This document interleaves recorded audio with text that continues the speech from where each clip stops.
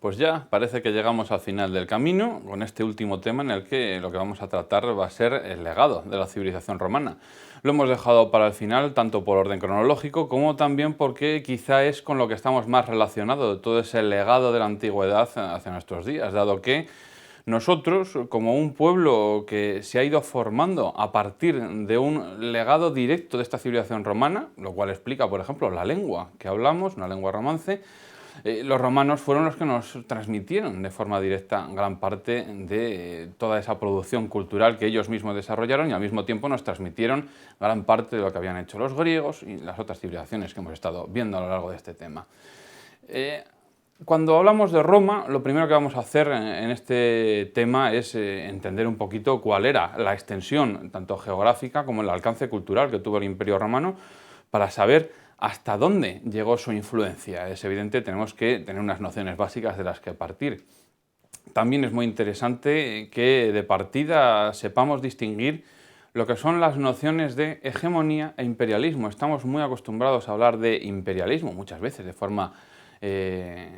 crítica, por ejemplo, con la política exterior de los Estados Unidos de América durante el último medio siglo, y se ha caracterizado esta forma como imperialismo. Eso es incorrecto, es una hegemonía. Tenemos que ver claro cómo es la forma de desarrollar la política internacional de estas potencias y ver, por ejemplo, que la política exterior de los Estados Unidos a la segunda mitad del siglo XX se basó en buena parte, o se han realizado comparaciones, con lo que fue la política exterior del Imperio Romano,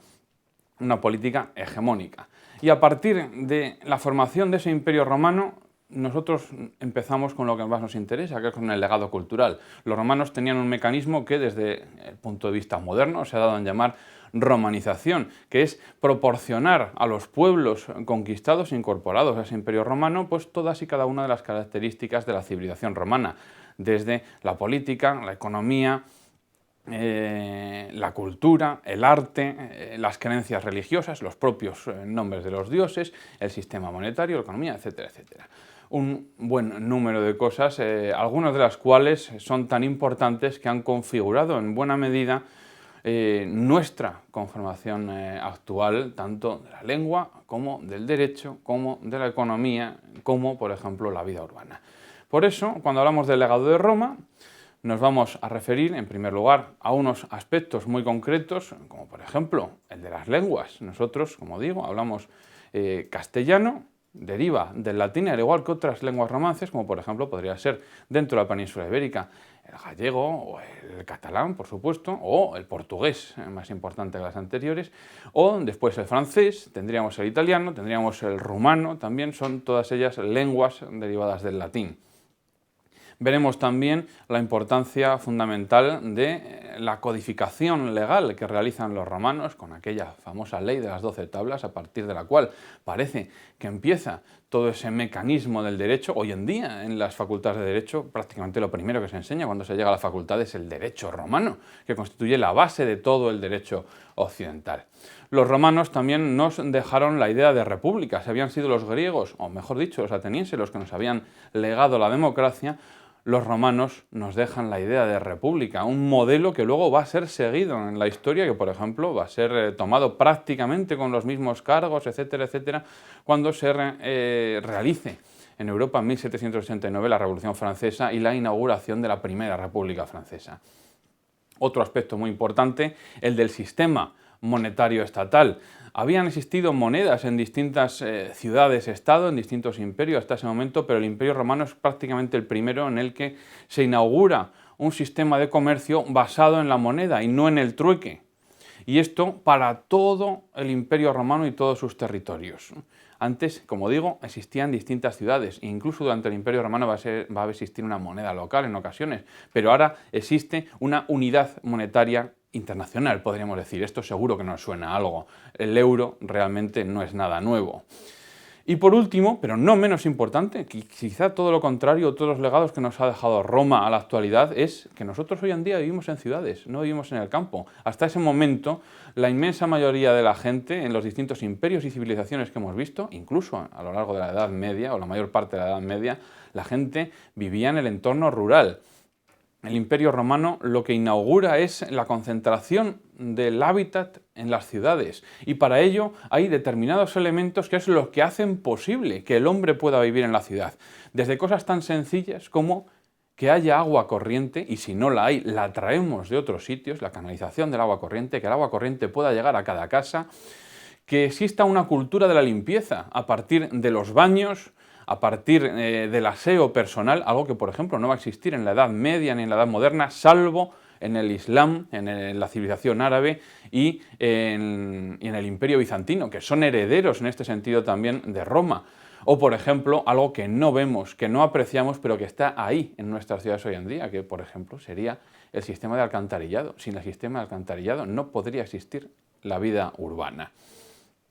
Dejando todos estos aspectos que vamos a tratar de la importancia y la posibilidad de que exista una vida urbana que nos dejaron los romanos, hablaremos también en este tema de la arquitectura de los espectáculos de masas tal y como fueron concebidos por los romanos. Ellos lo hicieron como una forma de control social. Tenían que tener entretenida a la gente, a la plebe, y eso lo hacían mediante el reparto de alimentos y mediante la posibilidad de acudir a espectáculos de índole deportiva para que el pueblo estuviese pendiente de ello, estuviese alimentado y estuviese entretenido y no estuviese pendiente de la política desarrollada por las clases superiores y los magistrados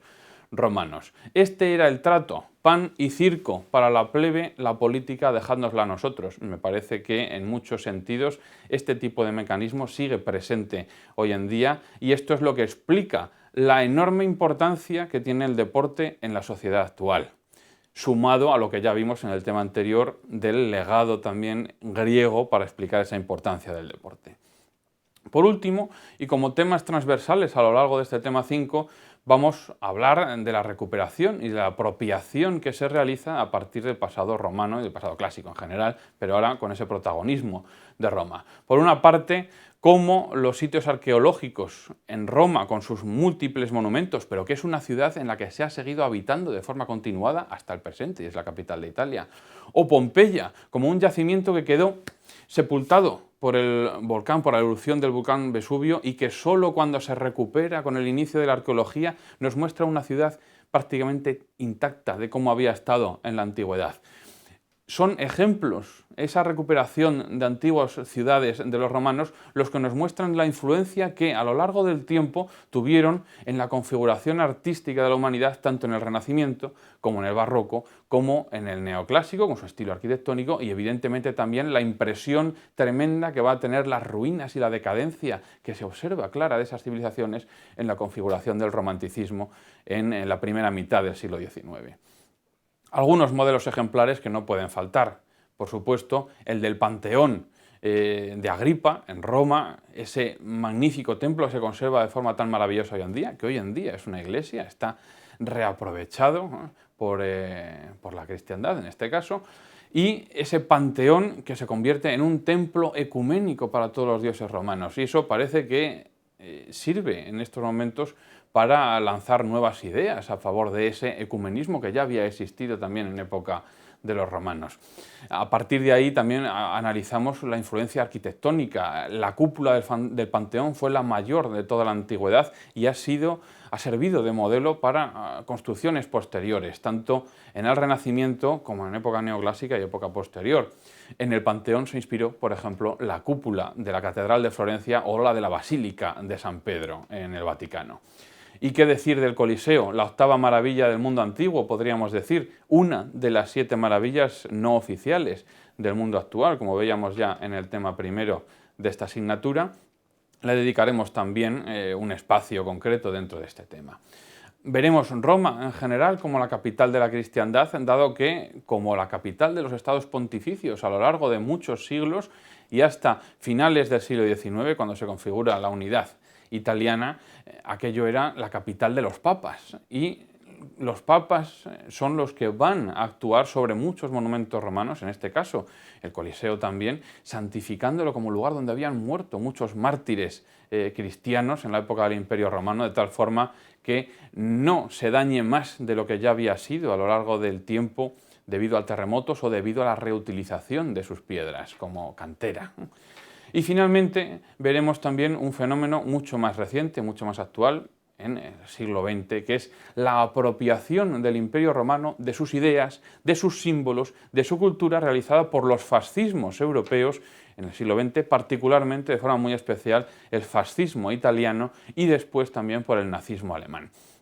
donde veremos que las influencias son enormes, tanto del saludo fascista, inspirado en el de los romanos, como el propio nombre del fascismo, inspirado en los emblemas de los lictores romanos que acompañaban a los magistrados, ese emblema de poder en Roma, que eran el fascio o las fasces, la inspiración, por ejemplo, en los símbolos, la inspiración cultural, la inspiración arquitectónica, el neoclasicismo, la inspiración incluso en el deporte, la inspiración clásica, la inspiración en la escultura de los antiguos, etcétera, etcétera. Todo ello ha configurado una influencia tremenda que, sumándolo a todo lo que vamos a ver a lo largo de este tema, lo que nos da es simplemente una imagen de la tremenda importancia que ha tenido para nosotros Roma y su civilización y el legado que ha supuesto para nosotros. Gracias.